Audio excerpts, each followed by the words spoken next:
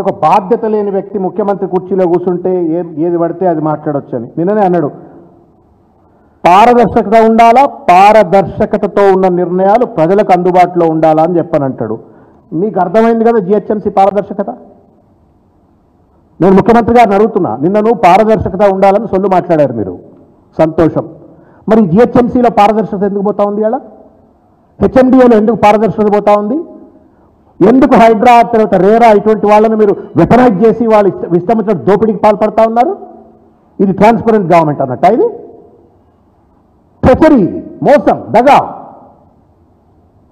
You are playing with the lives of the lakhs and lakhs of people. ఒక రంగం నాశనం అయిపోతే ఊరేసుకుంటున్నారండి చాలా మంది. వాళ్ళ రియల్ ఎస్టేట్ మీద ఆధారపడ్డటువంటి ఒక పేదవాళ్ళు, మధ్యతరగతి వాళ్ళు, చిన్న చిన్న ఇండ్లు కట్టుకున్నట్టు ఊరేసుకొని చచ్చిపోయే ప్రమాదం ఉంది వాళ్ళ. There is nobody to talk.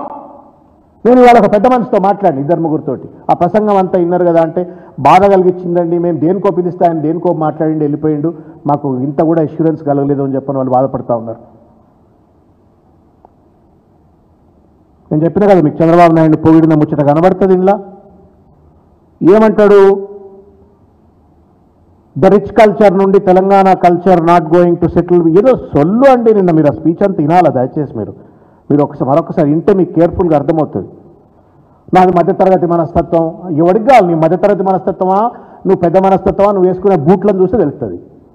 నువ్వు వేసుకునే బెల్టు, నువ్వు వేసుకునే టీషర్ట్లు, నీ బూట్ల కాస్ట్ ఎంత చెప్పావా?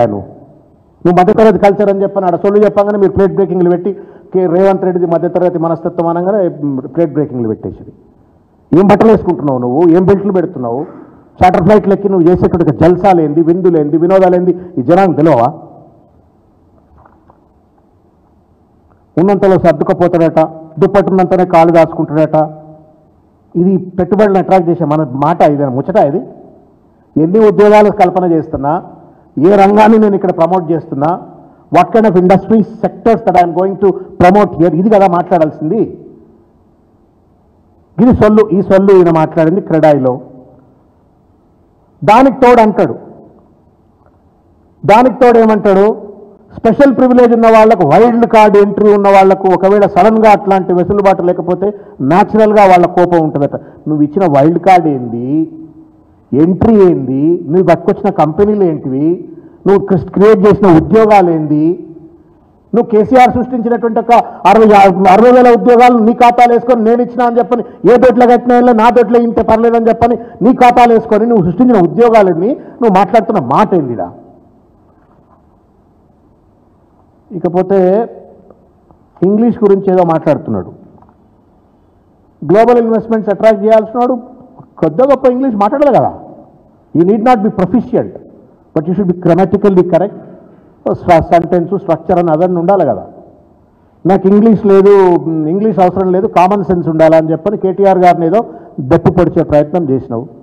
ఆయన నేర్చుకుండు, కష్టపడి నేర్చుకుండు. ఆయన కూడా కరీంనగర్లో ఎక్కడో మారుమూలనే పుట్టిన ఆయన నేర్చుకున్నాడు. నీకు చేత కాదు, నీకు వేరే వాటి మీద ఉన్నాయా, చదువు మీద లేదు, నీ కథ వేరు, నీ ముచ్చట వేరు.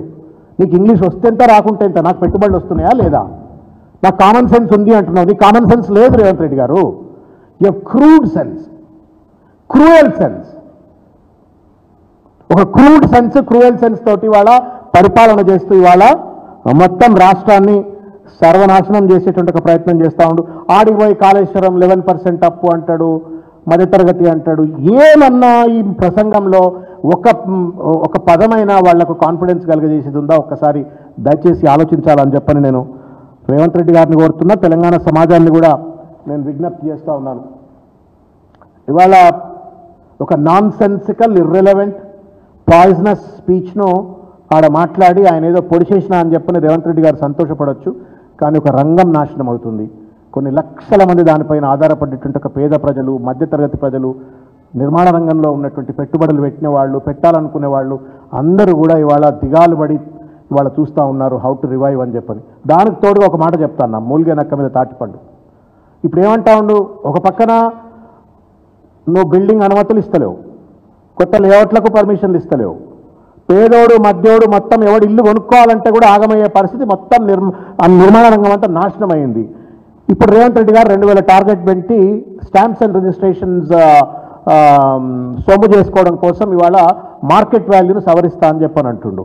నువ్వు మార్కెట్ వాల్యూ సవరించి 7.5% చొప్పున నువ్వు కనుక స్టాంప్స్ అండ్ రిజిస్ట్రేషన్ డ్యూటీ కనుక పెట్టినట్టయితే ఈ మాత్రం కూడా ఎవడన్నా బతికేటోడు ఉంటే ఇక వాడు అంగీ లాగిప్పి జాంగం మీద రాల్సిందే, లేదా ఊరేసుకొని చచ్చిపోవాల్సిందే. ఇంకెవ్వడు మనలాంటి వాళ్ళు పేదవాళ్ళ మధ్యతరగతి వాళ్ళం ఇంకా ఇల్లు కొనుక్కునే ముచ్చితే లేదు.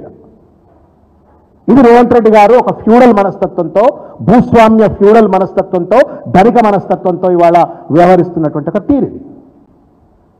బిల్డర్స్ ఆర్ ఆస్కింగ్, నువ్వు దాన్ని 5.5% చేయని కొంతమంది అడుగుతున్నారు, 3% తగ్గించు, ఒకవేళ మార్కెట్ను ప్రైసెస్ను నువ్వు రివైవ్ చేసే పరిస్థితి ఏర్పడ్డట్టయితే నువ్వు stamps and registration from 7.5 to 3 చేయి, 5 చేయి అని చెప్పని అడుగుతున్నారు. అది పట్టించుకున్న దాఖలాలు లేవు. మూలిగే నక్క మీద తాటిపండు లెక్క ఇవాళ ఈ రంగం మీద రేవంత్ రెడ్డి చేస్తున్న దాడి, మార్కెట్ విలువ సవరణ, తద్వారా ఇవాళ ప్రజలకు జేబులకు చిల్లులు పెట్టి వాళ్ళ దోపిడికి పాల్పడాలని ఒక ప్రయత్నం చేస్తూ ఉన్నాడు. ఇట్లా పెద్ద ఎత్తున ఇవాళ దీనిపైన ఇంకా కూడా అంటే ఇది only curtain raiser press conference ఇది. దీనిపైన భవిష్యత్తులో కేటీఆర్ గారుతో తర్వాత కేసీఆర్ గారితో మళ్ళీ కూడా డీప్గా చర్చ చేస్తాం. Because this sector is deep distress. దీనిపైన చాలామంది ఇల్లు కొనుక్కోవాలనుకునే వాళ్ళు కాదు, నిర్మాణము, సిమెంట్ అమ్మేటోడు, ఇటుక అమ్మేటోడు, లేకపోతే స్టీల్ అమ్మేటోడు, లేబర్ పనిచేసేటోళ్ళు, అందరి జీవితాలు ముడిపడి ఉన్నటువంటి ఒక రంగం ఇది. దీన్ని నాశనం చేస్తున్నాడు రేవంత్ రెడ్డి గారు. దీన్ని కాపాడుకోవడం కోసం మళ్ళా నిర్మాణాత్మకమైనటువంటి ఒక పద్ధతిలో వాళ్ళకు అండగా ఉండేందుకోసం అని చెప్పని పార్టీ పరంగా తప్పనిసరిగా భవిష్యత్తులో మళ్ళా కూడా విస్తృతంగా చర్యలు చేపడతాం. But this is the curtain raiser. I humbly appeal to honourable chief minister Revanth Reddy garu, దయచేసి మీరు పెళ్లికి సావుకు ఒకే మంత్రం పాడతారా అనండి? ఎవరన్నా పెళ్లికి సావుకు ఒకే మంత్రం పాడతారా? ఓ రాజకీయ సమావేశం పెట్టిండు, ఆడపోయి ఇష్టం వచ్చినట్టు ఏది పడితే అది మాట్లాడితే అర్థం ఉంది. అటువంటి పెట్టుబడిదారుల సమావేశంలోకి వచ్చి కూడా రాజకీయాలు మాట్లాడతాడు. నాకు నిన్న నవ్వాలనో ఏడవాలో అర్థం కాదు. ఒక మాట చెప్తాను మీకు నేను. నిన్న గోల్కొండ కోట, జాతి జెండా, 15th ఆగస్టు అందాల పోటీల గురించి మాట్లాడిండు. మిల్లా మేఘీ గురించి ఎందుకు మాట్లాడవా మనం? మిల్లా మేఘీ కామెంట్స్ గురించి ఎందుకు మాట్లాడారు రేవంత్ రెడ్డి గారు? సిగ్గండి. మనందరం all of us need to be ashamed. మొత్తం వ్యవస్థ సిగ్గుపడాల్సింది. ఒక విదేశీ వనిత అందాల పోటీ అని చెప్పని తెలంగాణకు వస్తే ఆమెను పట్టుకొని వేష్యగా చూసిండ్రు, మొలస్ చేసే ప్రయత్నం చేసిండ్రు అని చెప్పని ఆమె పోయి కంప్లైంట్ చేస్తే ఒక పోలీస్ మాట్లాడలా, ఒక బీజేపీకి సంబంధించిన వాళ్ళు భారత్ మాతాకి జై అంటారు, వాళ్ళు మాట్లాడలా. ఆయన మాత్రం నేను అందాల పోటీ నిర్వహించిన, ఘనంగా నిర్వహించిన అని చెప్పని జాతి జెండా సాక్షిగా గోల్కొండ ఫోర్ట్ దగ్గర మాట్లాడుతూ ఉండు. ఎన్నాళ్ళు ఈ అబద్ధాల మీద ఈ మోసం ఈ రకంగా వ్యవహరిస్తూ నువ్వు ప్రజలను వంచన చేస్తారో రేవంత్ రెడ్డి గారు ఆలోచించుకోవాలా.